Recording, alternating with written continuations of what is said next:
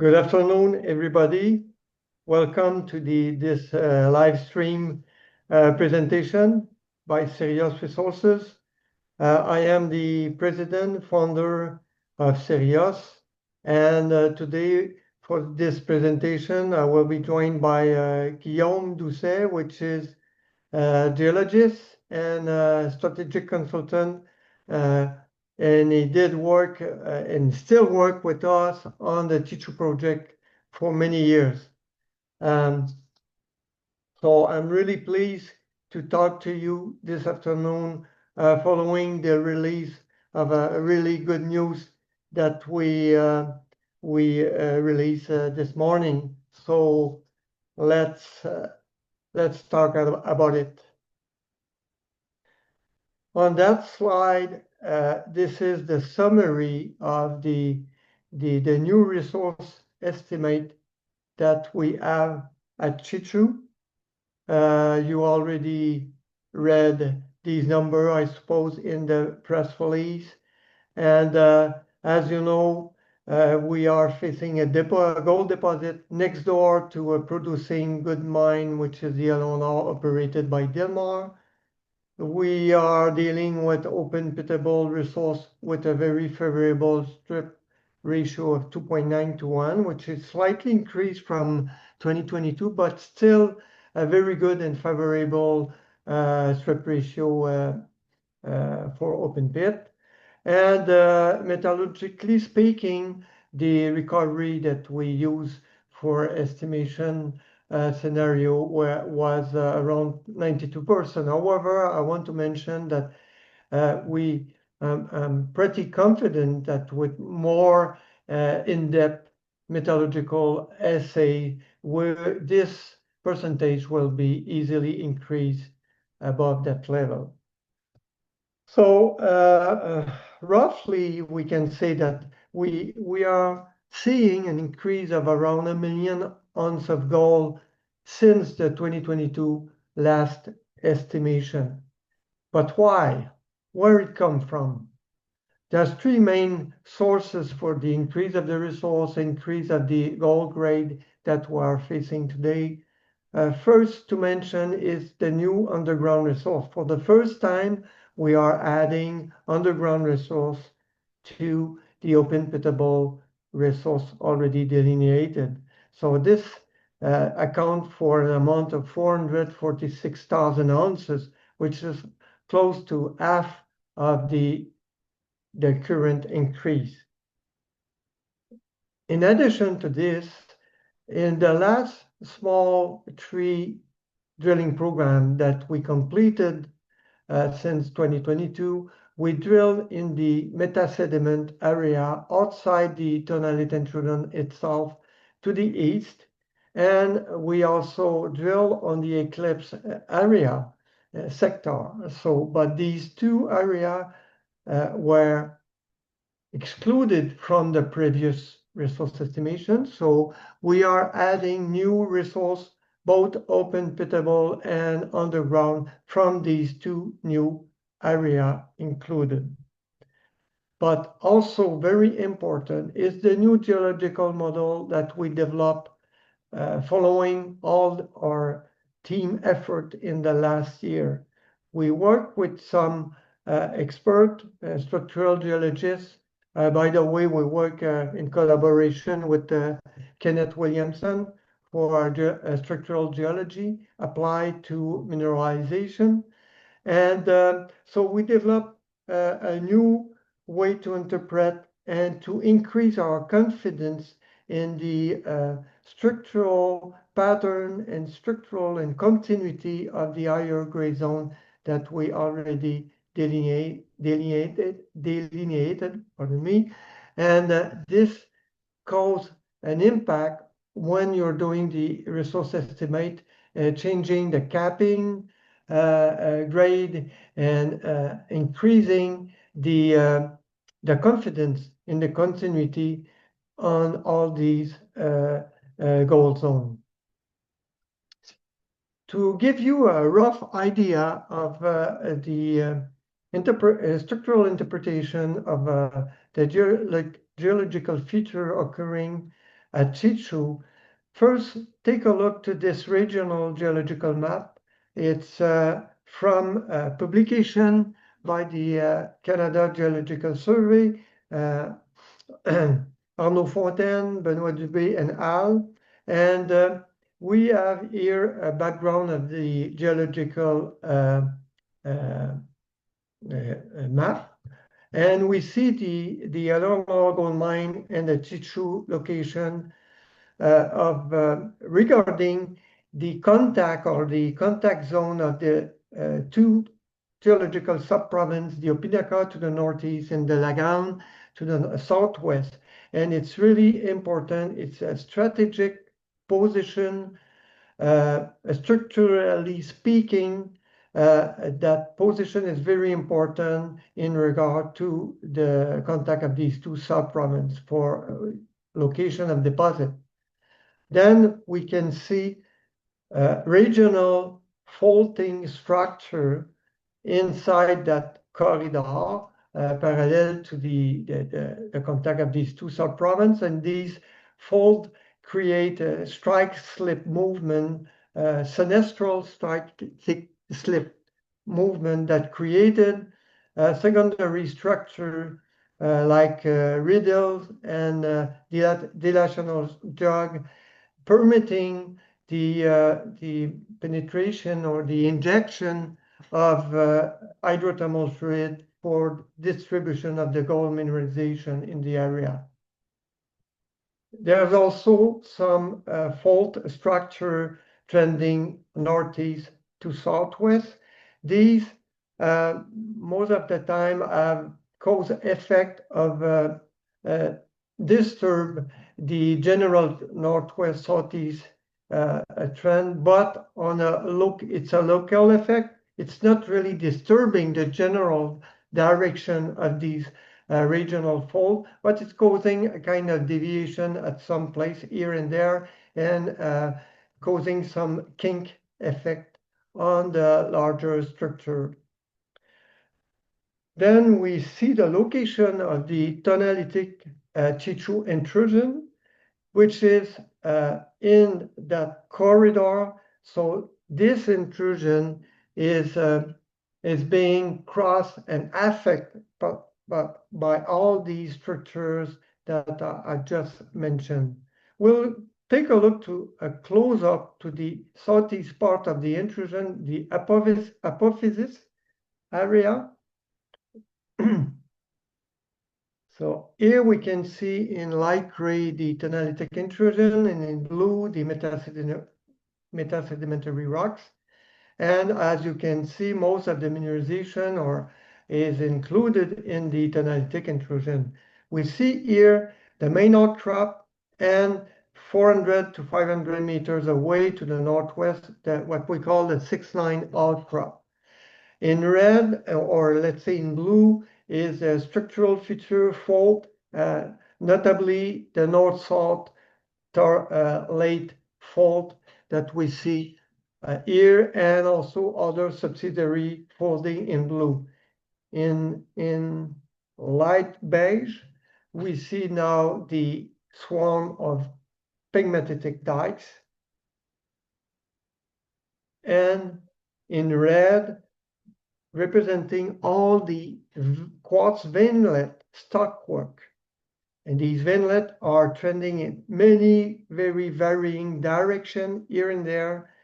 And we representing the hydrothermal feature that increase the grade of gold in the general tonalitic background, which is of a grade between 0.1 and 0.3 gram per ton.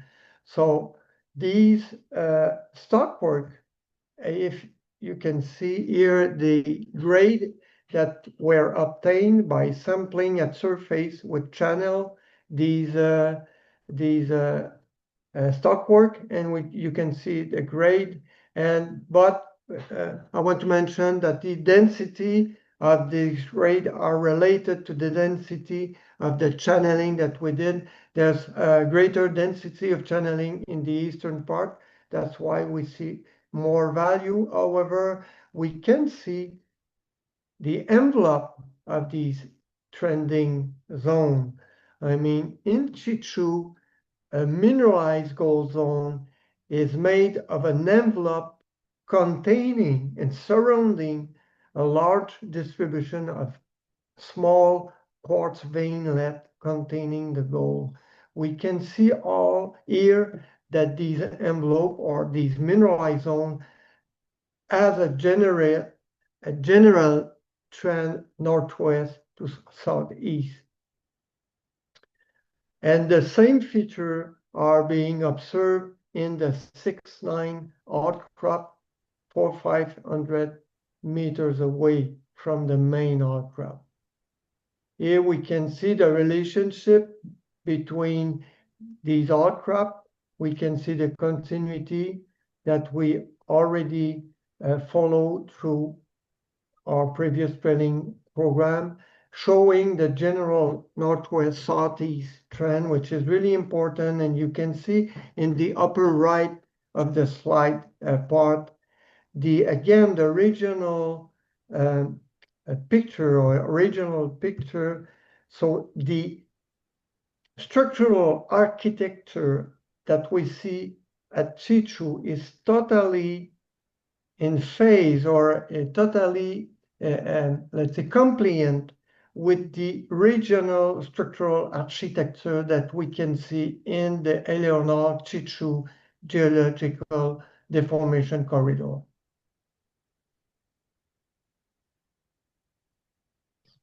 So the two zones that we saw in the previous figure when Dominique was speaking are the zones we see here in the right-hand part of this figure. So we can see that there are a lot more zones with a similar trend that were modeled for the 2025 mineral resource estimate.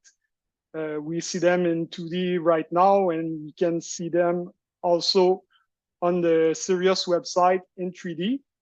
We have a new 3D viewer, interactive 3D viewer that you can go see on the Cheechoo project page on our website. So we now have about 30 zones, each with an average thickness of 5 to 10 meters, dipping eastward at about 55 degrees. For the 2025 estimate, these zones were constrained within the conceptual pit and within underground solids that we see here. Then we generated the inferred resources blocks and the indicated blocks. If we go in plan view, we see the tonalite intrusion that hosts the majority of the deposit, but also the metasedimentary rocks that surround it. And we see that part of the zones drilled in the metasediments are already included in the resource. And we think it may be possible that the mineralized zones continue even further beyond the tonalite into the metasediments. And finally, if we add the grade shell, we see the richest part of the deposit in the center of the conceptual pit and near the apophysis of the tonalite. Last thing, we can see that the deposit is open at depth beneath the pit and the 2025 underground solids. Specifically, here we see that 80% of the resource is found within the first 200 meters of depth in the deposit, and the remaining 20% of the resource in the next 250 meters.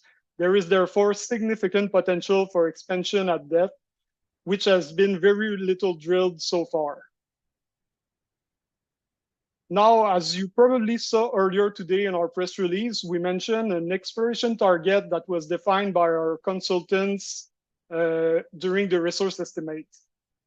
The concept of an exploration target refers to a volume of mineralization that has been drilled, but not yet to a sufficient spacing to generate resources. So we can expect that part of the exploration target could eventually be converted into resources with additional drilling. Here we see in orange the conceptual pit and the underground solids that define the 2025 resources. But we see that the mineralized zones extend well beyond the pit and the solids.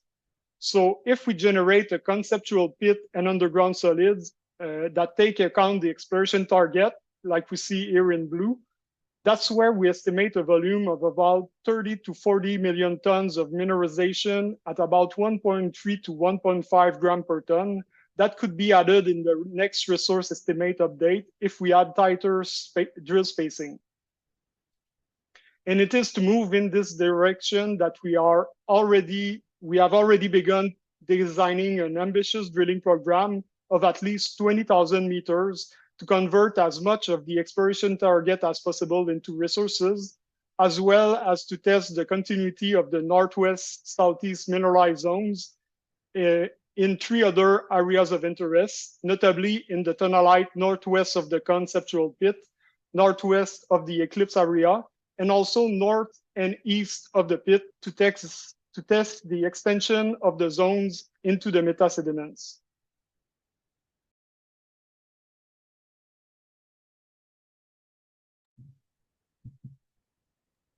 And you know, this 20,000 meter drilling program, we want to do it as soon as we can. We expect to do it in 2026.